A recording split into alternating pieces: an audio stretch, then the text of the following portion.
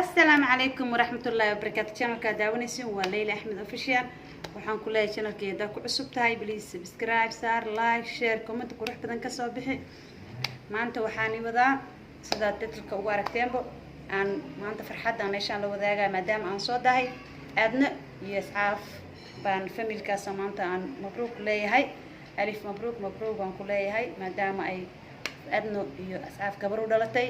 aadna waxaan ku leeyahay maadaama ilaahay nabad kugu kala keenay oo tacab badan iyo xanuun badan aad soo martay aan hooyo ahay. waxaan ku leeyahay ma sha Allah ilaahay nabad kugu kala keenay alxamdulillah.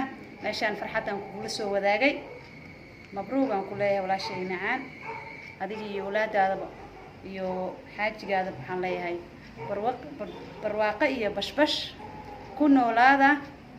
aadna waxaan ku leeyahay hawshaadi hore ka soco umashana insha Allah umash isxambaarsataa dhahna anaga Soomaali daanahay umash isxambaarsato Allah ka dhigo walaashay ma fahanti. anigoo Leila Axmed waxaan hawada ku soo marinayaa farxadaas maadaama aan ka soo dahay walaashay macaan ka raali noqo. farxadaas hawada ku soo marinayaa aadna qaali oo salaamaya walaashay macaan. aadna waxaan ku leeyahay hambaliyada waa ka soo noqday ma sha Allah.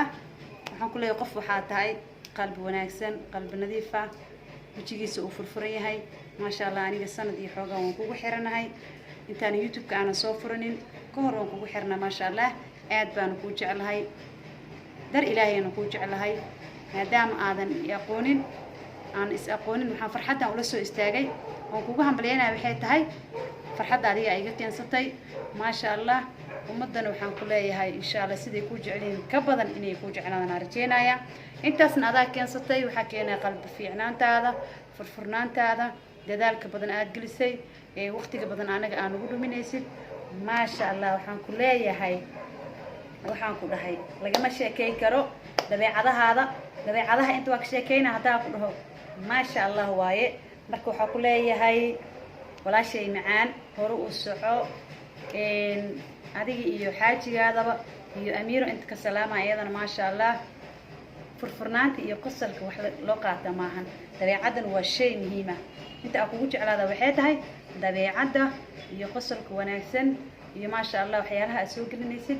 waxaan ku leeyahay walaashay macaan hore u soco warigaadana qosalkeena noo wadle meesha la nooga wad qosalka anaga joojin insha Allah.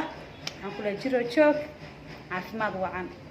channelkii hadaa ku cusub tahay subscribe ta kiloobin share ina share gareysid oo maxaan dhahay sheeg oo dadka aad jeceshaa la wadaagtid aan jeclahay like tan waa muhiim.